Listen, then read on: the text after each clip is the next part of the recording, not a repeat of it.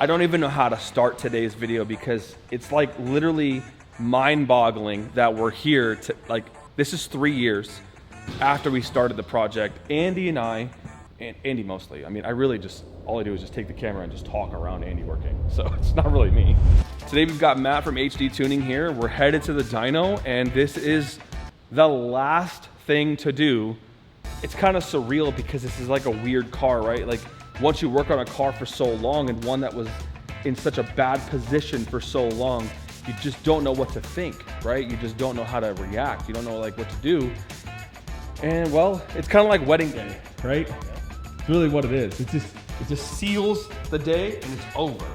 Everybody's happy about this day. I'm a little nervous, right? Because we're gonna push this engine that we've upgraded the turbos. We've removed all the restriction, and this car was underwater for like 45 minutes. So we are gambling on the fact that once we take this to full tilt, it's not gonna explode. This right here is the way that the Veyron should have sounded from the factory. Just wicked and out there in your face, just so crazy. You can't even, oh my God, you can't even believe that. It rumbles the earth when it turns on. We're here at Dyno Jet. So this is the Dyno Jet facility in Las Vegas. You can't see anything because I got all their stuff here. There's a Dyno Jet logo over there, Dyno Jet van right there. And Carl, he's the guy who has been dynoing all of my cars. He dynoed the CCX, he dynoed the red Veyron, and we made all that content, you know, a couple years ago.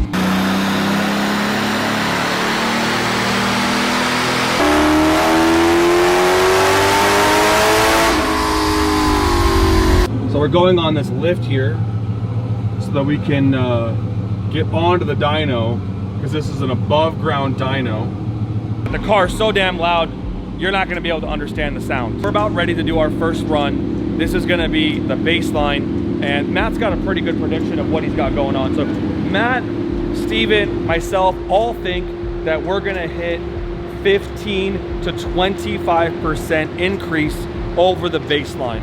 But we don't know. When we dynoed the red Veyron, the peak one we did at optimal power or optimal temperatures was 907. But I had a feeling that that car was compensating for the less restriction, and it was lowering the fuel over time. So this one here, I don't actually know what's gonna happen because we have no restriction at all, and we've got a little bit more free-flowing air in the turbos, so it's tough. This one also has brand new injectors. So as the red one had 10-year-old, well, no, actually 13-year-old injectors at the time. Andy, where do you think our baseline is gonna be, knowing what you know about the red one at 907? Do you think we're gonna be higher on the baseline or about the same? I think it'll probably be mid-9s. Yeah? Yeah. Where do you think we can increase? Do you think we have 30% to gain? Wow. Probably not that much. We're all taking bets? I'll go with 19. 19%. So you think that we're gonna be almost 20% over baseline? I hope he's wrong.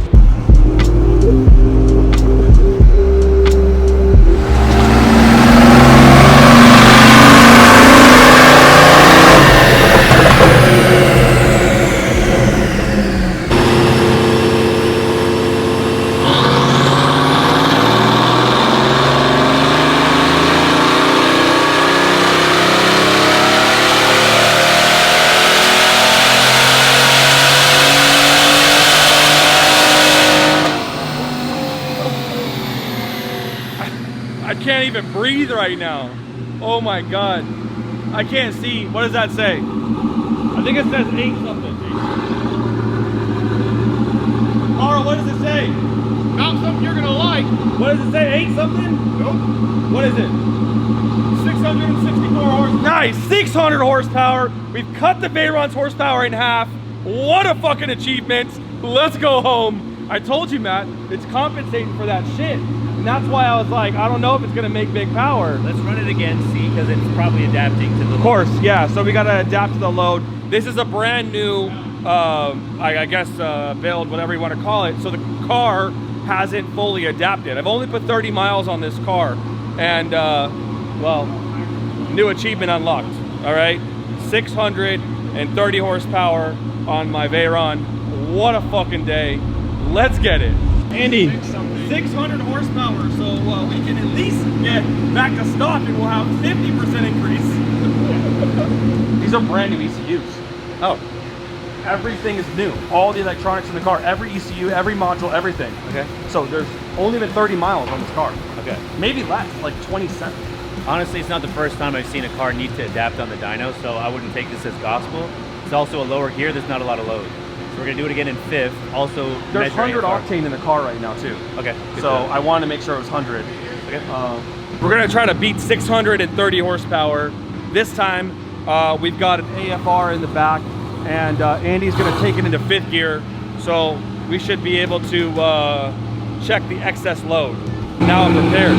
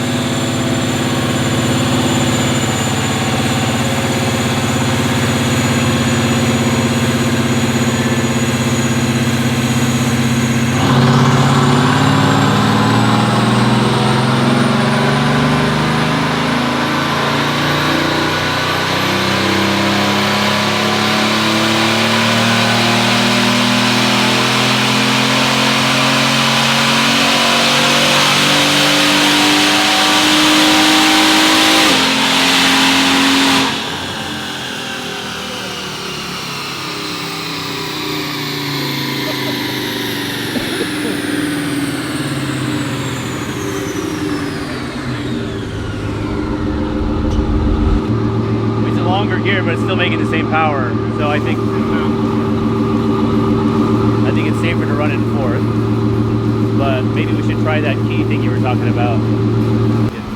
So we were able, with the help of my buddy James, the Stradvan, he taught me something about Bugattis I never knew. There's like two modes, okay? He talks about this on his videos all the time. And it was when we first had the 630 horsepower, it was in the 850 horsepower mode. So now we ran it in the 1001 horsepower mode, which is 888 horsepower. I did not film that one, but it sounded way better. Now, I'm gonna stand out here so you guys can kind of hear it a little bit, but basically, we're on the right track, and we're gonna start tuning it. So now we know it's healthy, it's ready, and we got no errors.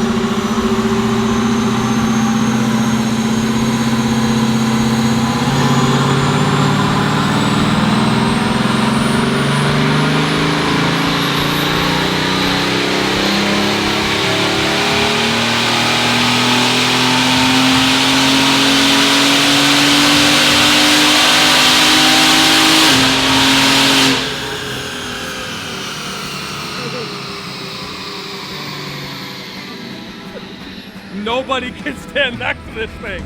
It's way too loud. Hopefully we got another clean 800. What do we got? 797. Yeah, it's about the same. See, basically, my theory is that the less restriction that this car has, the less power it's gonna make.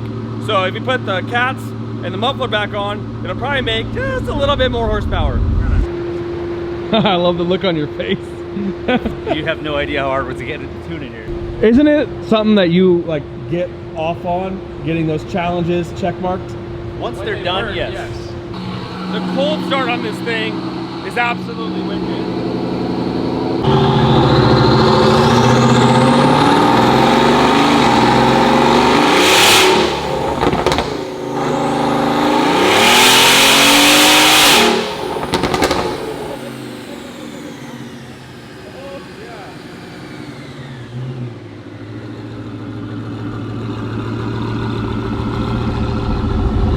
We got this weird code, longitudinal alignment sensor.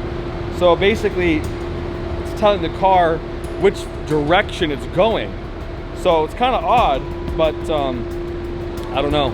I think this is just a cause and effect of removing the ECUs without taking the battery apart. And normally on old cars like this, doesn't really make a difference. But on this one today, it's going to. I'm not really sure what else we're gonna do. We're just gonna disconnect that for like 10-15 minutes while Matt's working on the tune anyways. So, but those burbles, huh?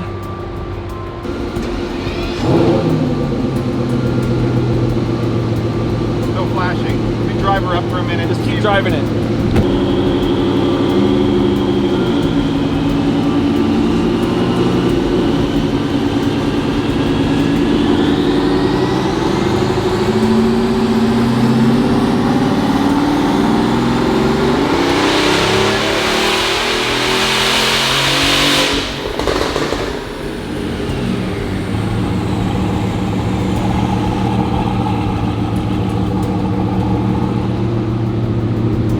I assume that didn't work. No.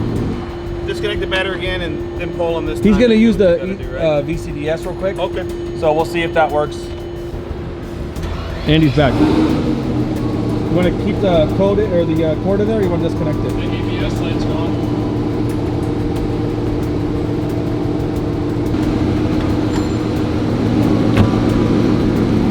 All right, let's see if it works out.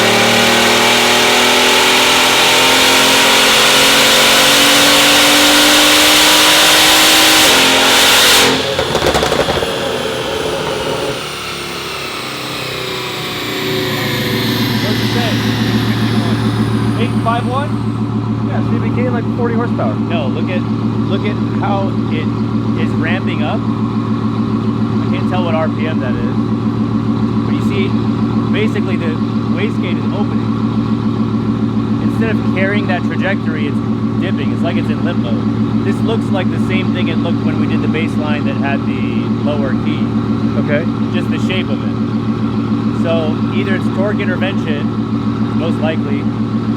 I'd like to overlay these two to see what the difference is actually, but it's either torque intervention or component protection. Considering the AFR isn't dumping rich, I think I just have to make more modifications to the tune. But now that we know that we can clear it, now we can get wild.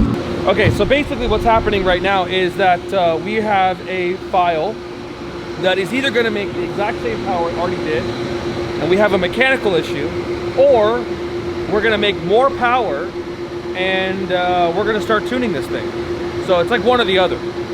Right now we have a hypothesis that maybe the turbo smart wastegates are restricted. So there's like a rod and you unspin the thing and it limits the amount of boost that can go into the engine. So the hypothesis is that because these are the aftermarket ones, they're set the wrong way.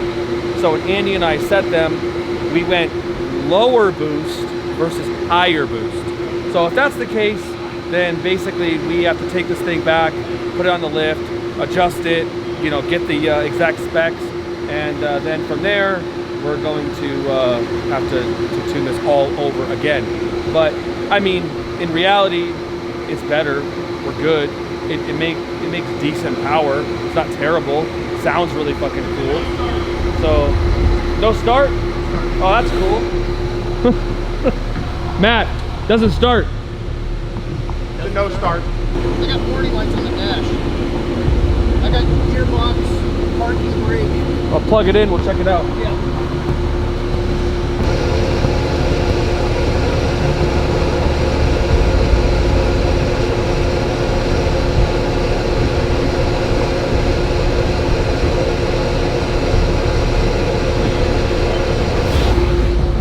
Anything?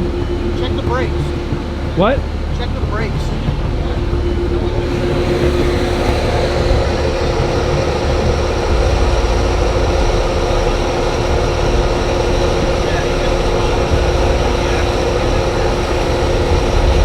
He reset it, got in, turned right on. Ready? All right, let's make some fucking power now, Matt. I mean, I'm trying. Jesus Christ. The new goal is to make 55 more horsepower than stock. That's just the new goal. All right?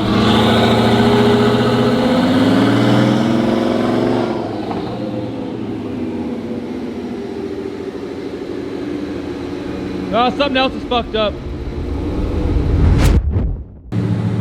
the ass end over that way. There you go. Now you go straight.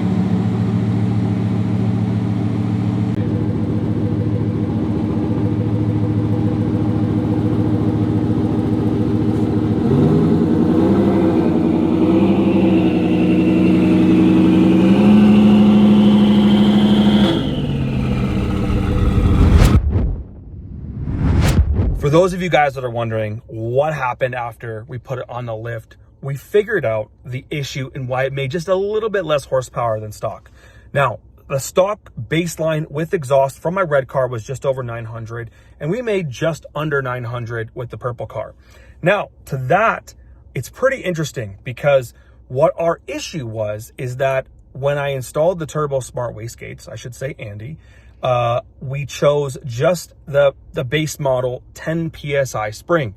I never thought to actually think about this. Like, I don't know how some of the major issues of this build didn't cross my mind when we were doing it, but it was a lot going on, and that's just what happened. So the springs were set at 10 pounds, which the stock pressure in the stock Bugatti is a little bit more than that. So we were capped out at 15 PSI of boost, right? So we needed to get up to a few more pounds. Just about 20 PSI is the factory boost rating. It's a hair touch less than that. So by us having the 10-pound spring, they opened and then they were fully open anyways, yada, yada, yada. We don't have full boost from the turbos. So we're going to fix that right now. We've got the car on the lift, and by April 25th, we're going to have it all dialed in because that's our next dyno appointment. So Matt's coming back. We're going to fix it. And I wanted to change just one small thing about the exhaust. I feel like we're able to get a little bit better sound out of it. So I've been working on something special, and it just arrived. So I want to get it installed in the car before the 25th of April to rerun it again. And I think this time we have a really good shot at getting the power we want. Now, I don't think we're going to get up over the thousands that we wanted to go 1300 because I've chosen to get to stock boost levels. And if it does well from there, we're going to continue to increase. I don't want to go from 15 to 30, right? We don't want to do that. So we're going to go 15 to 20 and then see what kind of power we can make, add some fuel, add some timing, add some good stuff in there, chest the car a little bit, and enjoy the fruits of our labor. And we're going to always continue to progress with this build. It's never going to stop. So just join us for all the progress, and we'll see you guys in the next video.